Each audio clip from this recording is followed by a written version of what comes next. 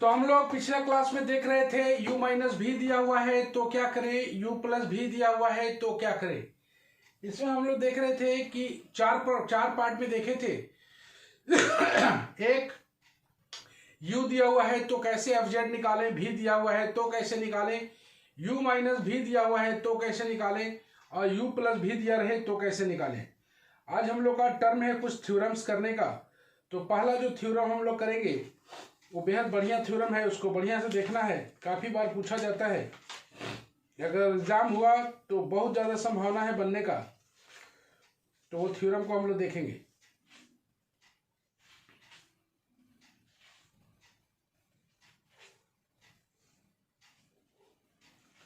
और सब नोट्स बना लियो शिवानी? Yes sir. नोट्स बना लियो? Yes sir. ठीक है।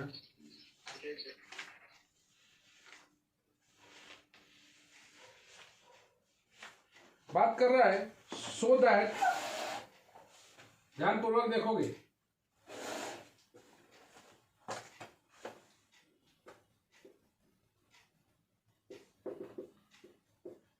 so that an analytic function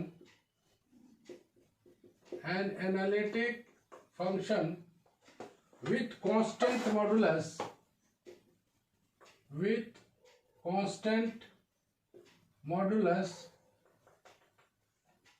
is constant। बोलना चाहता है कि आप क्या कीजिए, सो दैट दिया हुआ है कि एनालिटिक फंक्शन है। एनालिटिक फंक्शन है मतलब मेरे पास कुची रेमन इक्वेशन है विथ कांस्टेंट मॉडुलस, मतलब उस एनालिटिक फंक्शन का जो मॉडुलस है वो कांस्टेंट दिया हुआ है, इज कांस्टेंट। तो क्या दिया हुआ है और क्या निकालना है, जरा देखें हम लोग। Let f z be the analytic function. Analytic function ये दिया हुआ है कि एफ जेड एनालिटिक फंक्शन है, that is we have Cauchy Riemann equation, we have CR equation. CR equation है मेरे पास। तो सीआर इक्वेशन कितना होता है, del u by del x बराबर del v by del y. इसी को शॉर्ट में हम लोग बोलते हैं यू एक्स बराबर वी वाई, एंड यहां पर बोलते हैं यू आई बराबर माइनस वी एक्स, मतलब del u by del y बराबर minus del v by del x. ये दोनों दिया हुआ है। ओके, जब फंक्शन एनालिटिक है तो ऑटोमेटिक कुची रेमन इक्वेशन आ जाएगा। तो कुची रेमन इक्वेशन आ गया है विथ कांस्टेंट मॉडुलस। तो दिया हुआ है लेट मॉड एफ जेड बराबर कांस्टेंट, ये दिया हुआ है। तो ये दिया हुआ है तो यहां से हम लोग क्या क्या निकाल सकते हैं भाई, मॉड एफ जेड। तो लेट एफ जेड बराबर, अगर u प्लस आई बी है तो मॉड एफ जेड बराबर क्या होगा भाई, under root u square plus v square बराबर सी, मान लो कांस्टेंट है, ये आ जाएगा u square plus v square बराबर सी स्क्वायर। यहां से एक छोटा सा रिलेशन मिल गया है। ओके, मॉड एफ जेड बराबर कांस्टेंट दिया हुआ है, तो कांस्टेंट दिया हुआ है तो कांस्टेंट मान लिया जाए सी है, तो मॉड एफ जेड का वैल्यू आ जाएगा u square plus v square बराबर c square. Okay, we have to prove that क्या प्रूफ करना है, बोलता है कि f z is constant, f z is constant, ये प्रूफ करना है। और एफ जेड बराबर दिया हुआ है u प्लस आई भी, इसका मतलब u और v दोनों कांस्टेंट होगा तभी एफ जेड कांस्टेंट होगा। For this u and v must be constant, constant साबित करने के लिए हमें del u by del x बराबर 0 बराबर del v by del x या डेल वाई, कोई भी इतना काम करना है हमें। तो क्या दिया हुआ है और क्या काम करना है, एफ जेड एनालिटिक दिया हुआ है, मतलब मेरे पास कुची रेमन इक्वेशन है। चलो ठीक है, मॉड एफ जेड बराबर कांस्टेंट दिया हुआ है, तो मॉड एफ जेड बराबर कांस्टेंट, यहां से मेरे को निकल गया u square plus v square बराबर सी स्क्वायर। हमें प्रूफ करना है एफ जेड को कांस्टेंट। एफ जेड को कांस्टेंट साबित करने के लिए यू और वी दोनों को कांस्टेंट साबित करना पड़ेगा। यू को कांस्टेंट, किसी भी फंक्शन को अगर कांस्टेंट बनाना है तो उसका डेरिवेटिव को हम लोग को जीरो बनाना पड़ेगा, तो उसका डेरिवेटिव को हम लोग जीरो बनाने की कोशिश करेंगे, लेके चलेंगे पहला वाले से, और यू इसका यूज करते हुए इसको बनाना है। From first you square plus v square बराबर सी स्क्वायर। हेलो, इसको हम लोग डिफरेंशिएट कर दें with respect to x and y और देखते हैं क्या आता है। यहां से आ जाएगा differentiating partially with respect to x and y, यह आ जाएगा 2u del u by del x plus 2v del v by del x बराबर 0। यहां से एक आ गया, यहां से 2 कॉमन निकाल के हटा दो तो u del u by del x plus v del v by del x बराबर 0। नंबर 2, एक तो हम लोग विथ रेस्पेक्ट टू y भी करते हैं, तो 2u del u by del y plus 2v del v by del y बराबर 0। यहां से निकाल लेते हैं u del u by del y plus v del v by del y बराबर 0। यहां से मेरे को आ गया है 2 नंबर और 3 नंबर इक्वेशन। इसके बाद हम लोग आगे बढ़ेंगे।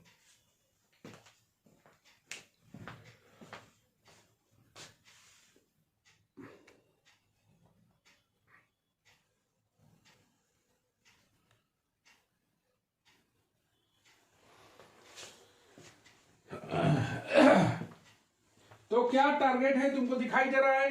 टारगेट है del u by del x बराबर 0 और del v by del x बराबर 0। यहां से हम लोग मूव करेंगे।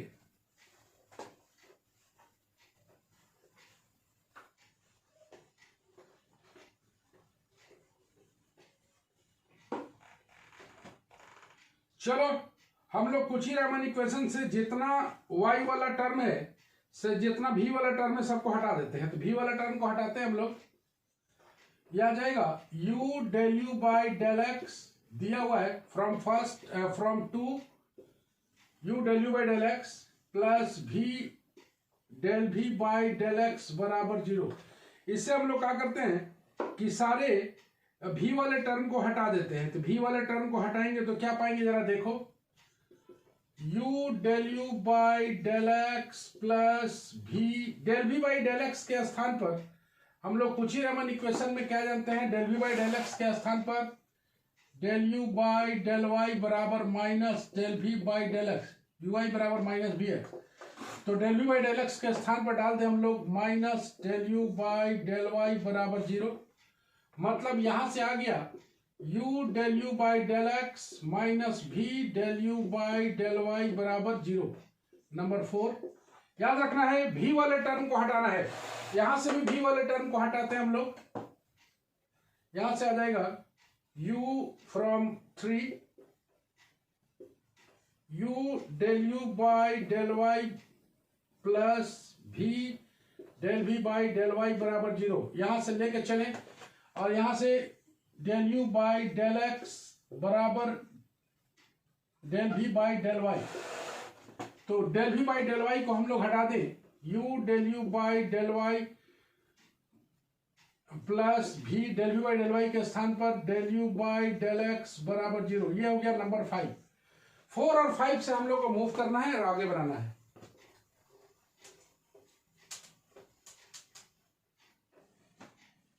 अब यहां से del u by del y को हम लोग रिमूव कर देंगे, इलिमिनेटिंग किसी एक को हटाएंगे, eliminating del u by del y from 4 and 5।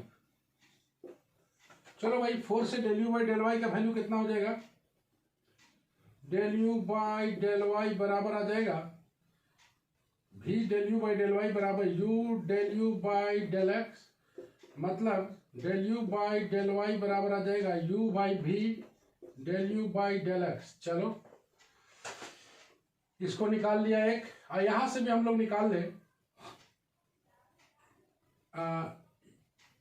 u del u by del y बराबर minus v del u by del x, मतलब del u by del y बराबर minus v by u del u by del x. इन दोनों से अगर equate करें, दोनों को equating del u by del y, तो आ जाएगा u by v del u by del x बराबर minus v by u del u by del x.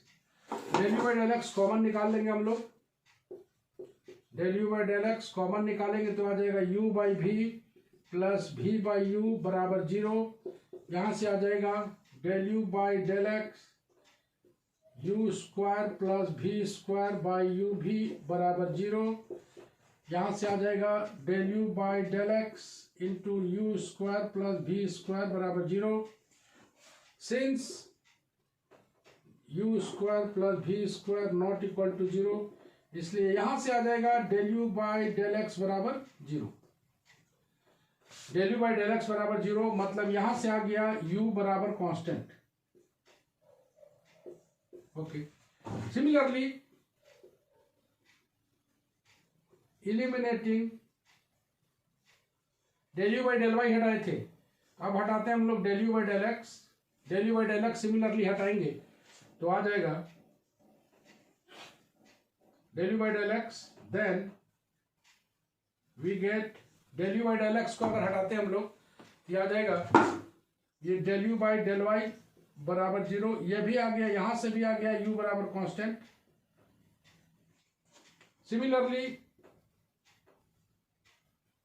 We get del v by del x बराबर 0, यहां से आ जाएगा v बराबर कांस्टेंट। ओके, मेरे को u बराबर कांस्टेंट मिल गया, v बराबर कांस्टेंट मिल गया। आगे बढ़ते हैं हम लोग।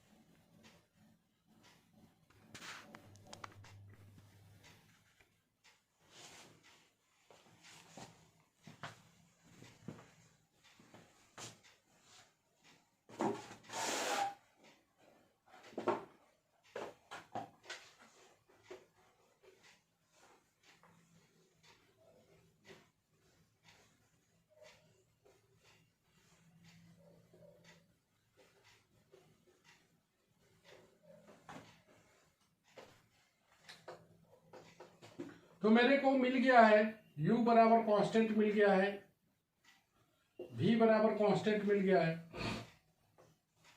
एफ जेड बराबर दे मेरे को दिया हुआ u प्लस आई भी, मतलब यह आ गया टोटल मिला के कांस्टेंट। यही हमें प्रूफ करना था। तो इस पूरे थ्योरम के दरमियान एक बार हम लोग ब्रीफ रिव्यू करें इसका। तो ब्रीफ रिव्यू में आता है कि मॉड एफ जेड बराबर कांस्टेंट दिया हुआ है, साथ में एफ जेड जो है एनालिटिक दिया हुआ है। तो हमें साबित करना है एफ जेड को कांस्टेंट बनाना है। तो एनालिटिक फंक्शन है, मतलब मेरे पास ऑलरेडी कुची रेमन इक्वेशन है। मॉड एफ जेड बराबर कांस्टेंट दिया हुआ है, मतलब यू मॉड का एफ जेड का वैल्यू पुट कर देंगे u प्लस आई बी। तो मॉड u प्लस आई बी बराबर कांस्टेंट, मतलब you square plus v square बराबर कांस्टेंट दिया हुआ है। यहां से हम लोग एक bar with respect to x with respect to y differentiate कर लेंगे। हमें फाइनली बनाना है u और v को कांस्टेंट बनाना है। u और v को कांस्टेंट बनाने का मतलब है कि उसका डेरिवेटिव को हमें 0 साबित करना है। तो एक बार हम लोग डिफरेंशिएट कर लिया u square plus v square को, एक bar with respect to x, एक bar with respect to y। वहां से हम लोग v वाले टर्म को हटा दिया या u वाले, किसी एक को हटाना है। तो v वाले टर्म को हटा दिया हमने, और उसके बाद दो रिलेशन मिला। दोनों रिलेशन में से या तो del u by del x को हटा देंगे या तो del u by del y को हटा देंगे तो मेरे को एक बार में आ जाएगा del u by del x बराबर 0। Similarly del u by del y बराबर 0, similarly del v by del x बराबर 0। इसका मतलब u और v कांस्टेंट बनने का मतलब है कि एफ जेड मेरा कांस्टेंट बन गया। यही मेरा टारगेट था। Okay,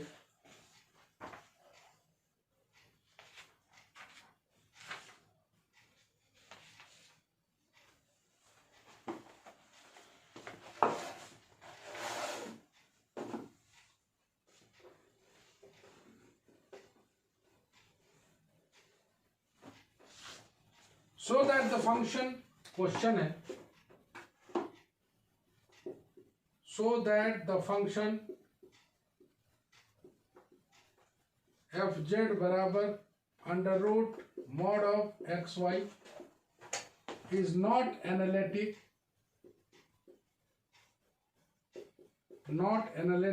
at the origin, although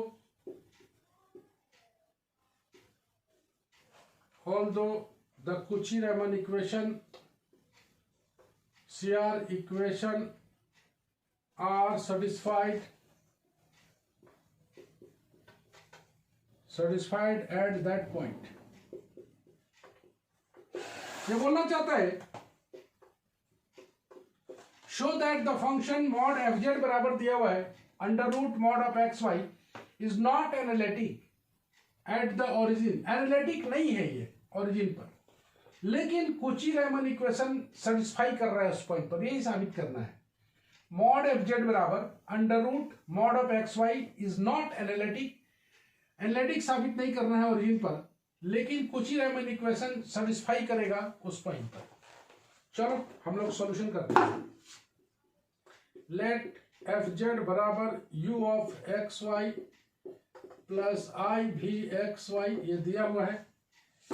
यहां से अगर हम लोग इक्वेट करें mod under root x y का मॉड बराबर u x y plus i v x Y, अगर हम लोग इक्वेट करते हैं देन यू एक्स वाई मेरे को मिल जाता है under root mod x Y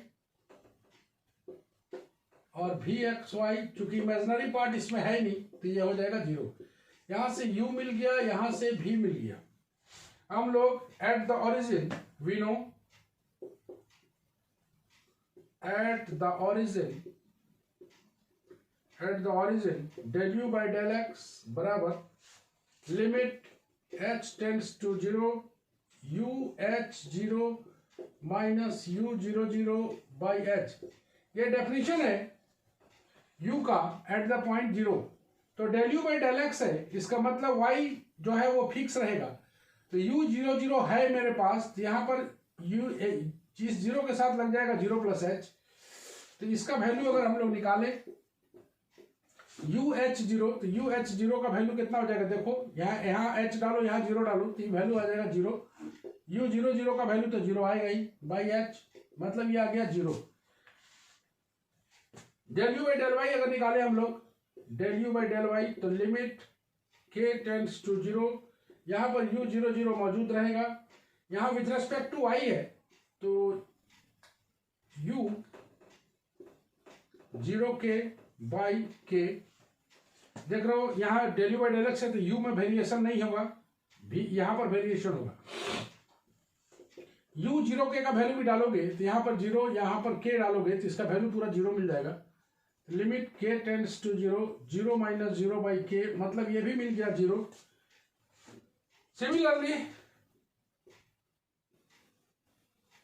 similarly del v by del x बराबर भी 0 आएगा and del v by del y बराबर भी 0 आएगा. हेंस तो हम लोग देखते हैं कि del u by del x बराबर आ गया del v by del y पहला, और del u by del y बराबर minus del v by del x. ये सब वैल्यू 0 है तो इसीलिए सेटिस्फाई करेगा, इसलिए बोलेंगे Cauchy-Riemann equation are satisfied at the origin. CR equation are satisfied at the origin. CR equation satisfy कर गया. बोला था कि CR equation are satisfied at the origin. अब हमें साबित करना है कि fz is not analytic. तो सारा वैल्यू 0 है, इसलिए हम लोग बोल सकते हैं del u by del x बराबर del v by del y and del u by del y बराबर minus del v by del x. तो हम लोग बोल सकते हैं कि CR इक्वेशन सेटिस्फाई किया ओरिजिन पर.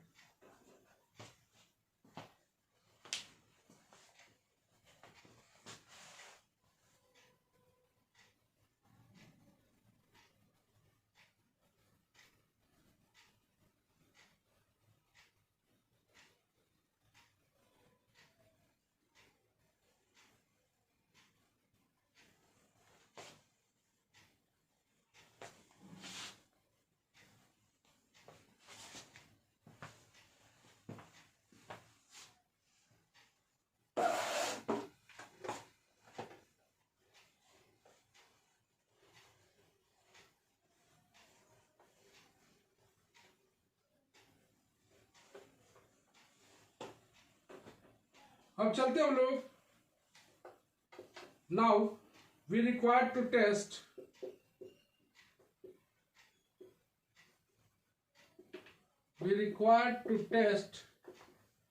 fz is analytic at origin.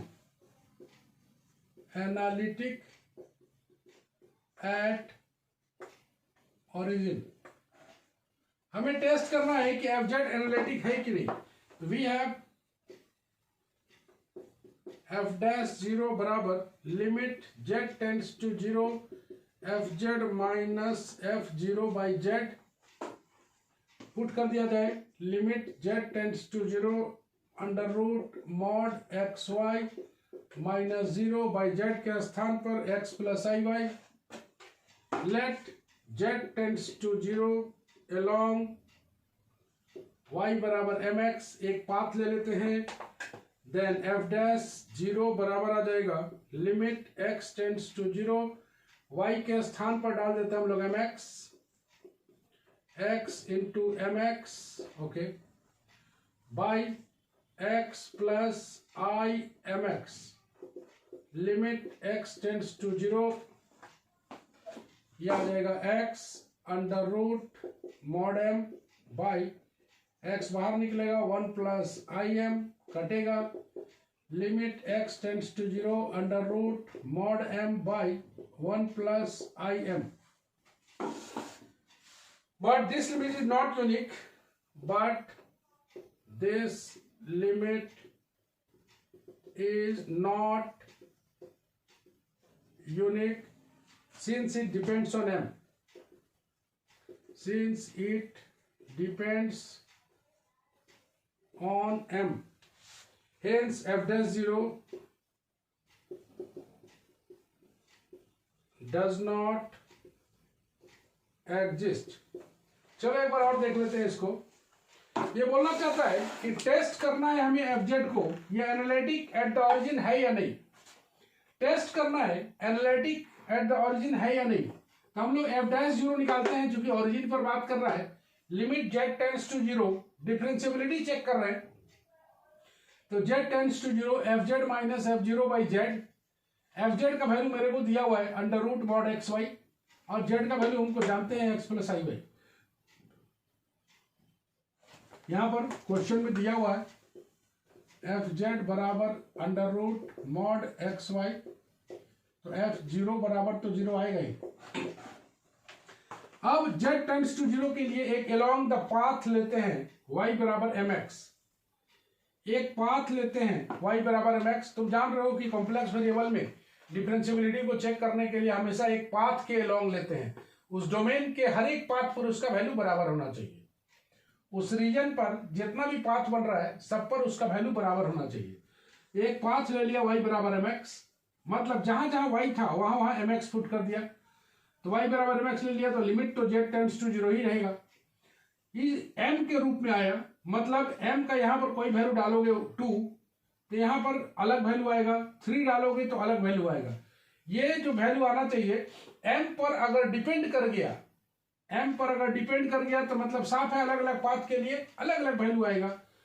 तो अगर ये कांस्टेंट आता है तो हम लोग बोलते हैं कि m का कोई भी वैल्यू के लिए इसका वैल्यू बराबर आ रहा है. लेकिन चूंकि m पर डिपेंड आ रहा है इसलिए m का जितना वैल्यू डालेंगे उसी तरह से इसका वैल्यू अलग अलग मिलेगा. तो बोलते हैं कि this limit is not unique. ये लिमिट यूनिक नहीं मिल रहा है, इसलिए चूंकि ये डिपेंड कर रहा है m पर, इसलिए बोलेंगे f dash 0 does not exist. ऐसे तो इस क्वेश्चन में हमने देखा कि एनालिटिक फंक्शन तो नहीं है लेकिन कोची-रीमन इक्वेशन इसमें सेटिस्फाई कर रहा था. एनालिटिक फंक्शन नहीं है लेकिन कोची-रीमन इक्वेशन इसमें सेटिस्फाई कर रहा है. इसी टाइप का कुछ क्वेश्चंस है.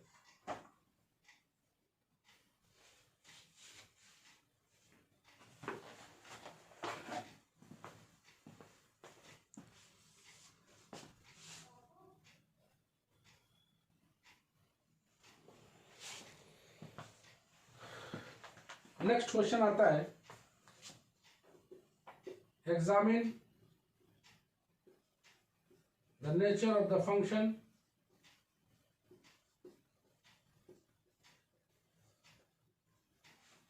एफ जेड बराबर x² y5 x plus iy by x4 plus y10 z not equal to 0 f0 बराबर 0 in a region including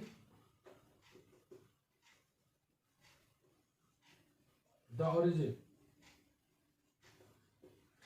बोलता है examine the nature of function f z बराबर दिया हुआ है in a region including the origin. F z बराबर दिया हुआ है x square y 5 x plus i y x का पावर 4 प्लस वाई का पावर 10. यहां हम लोग सबसे पहले इक्वेट कर लेंगे. लेट एफ जेड बराबर यू प्लस आई भी बराबर इसको इक्वेट कर लेते हैं x square y 5 x plus i y by x 4 plus y 10. यहां से u का वैल्यू कितना आ जाएगा? u का value real part x cube y 5 by x 4 plus y 10 और v का वैल्यू आ जाएगा x square y 6 by x 4 plus y 10. ये मेरे को आ गया है u, मेरे को आ गया है v, अलग अलग निकल के आ गया है. इक्वेट कर लिया.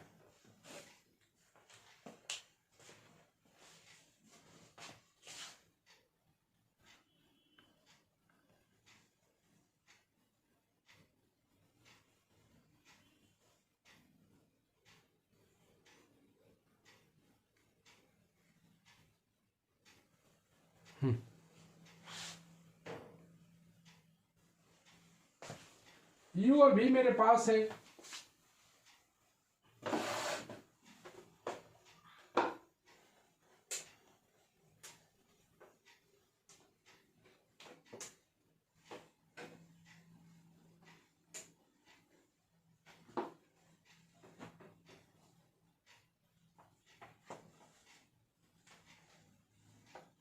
At the origin, del u by del x, limit h tends to 0, u h0 minus u0 0 by h. Value put करेंगे. u का वैल्यू अगर यहाँ पर h0 डालें तो यहाँ h डालेंगे, यहाँ 0 डालेंगे तो पूरा वैल्यू 0 मिलेगा. ये आ जाएगा limit h tends to 0, 0 minus 0 by h, मतलब ये आ गया 0. Similarly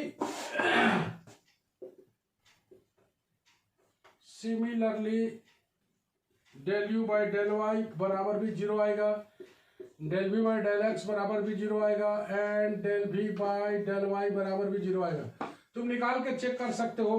del u by del y को अगर निकालते हैं हम लोग, मान लो निकालना चाहते हैं, तो limit k tends to 0, u 0k minus u 0 0 by k. ये लिमिट k टेंड्स टू 0 आता, 0 माइनस 0 बाई k बराबर 0. इस तरह से आते रहता है. Hence Cauchy-Riemann equation are satisfied. Hence CR equation are satisfied. CR equation करने का मतलब हो गया कि del u by del x बराबर del v by del y and del u by del y बराबर minus del v by del x. चूंकि सबका वैल्यू 0 है तो इस इक्वेशन को हमेशा सेटिस्फाई करेगा. चलो आगे बढ़े हम लोग. आगे बोलता है बट एफ डैश 0 बराबर limit z tends to 0 f z minus f 0 by z. Value put कर दिया जाए. Limit z tends to 0 x square y 5 x plus i y by x का पावर 4 प्लस वाई का power 10 minus 0 by आ जाएगा x plus i y. X plus i y cancel हो जाएगा. ये एफ डैश 0 चल रहा है. Limit z tends to 0 x square y 5 by x 4 plus y 10. Firstly z tends to 0 along y बराबर x path अगर लेते हैं हम लोग तो RHS जो आएगा इसका limit x tends to 0 x square x 5 by x4 plus x10, यह आ जाएगा x tends to 0 x cube by 1 plus x6 बराबर आ जाएगा 0। मतलब along limit z tends to 0 along y बराबर x के लिए वैल्यू अगर निकालते हैं तो ये 0 आता है। Again let z tends to 0 along y5 बराबर x स्क्वायर, यह आ जाएगा limit x tends to 0 x square by x4 plus x4, यह आ जाएगा 1/2। Hence fz is not analytic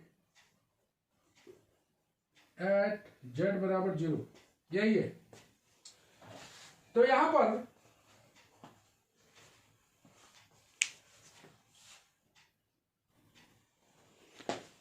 पर गौर से देखोगे कि f डैश 0 का निकाला, वैल्यू पुट कर दिया fz का। यहां पर हम लोग firstly z tends to 0 along the path y बराबर x लिए हैं और एक पाथ लिए हैं z टेंड्स टू 0 आना चाहिए, मतलब ओरिजिन से पास करना चाहिए। y5 बराबर x स्क्वायर लिए, यहां से तुम देख सकते हो y5 बराबर x स्क्वायर एक पाथ ले सकते हो और एक y बराबर x ले सकते हो। तो इस पर तुम देखोगे एक का वैल्यू हाफ आया और एक का वैल्यू आ गया है तुम्हारा, पहला वाला का वैल्यू कितना आ गया है, पहला वाला का वैल्यू 0 आ गया है, एक आ गया हाफ, दोनों अलग अलग वैल्यू है, इसलिए बोलेंगे fz is not analytic at z बराबर 0। आज के लिए हम लोग इतना ही करते हैं, नेक्स्ट क्लास में हम लोग फिर मिलते हैं।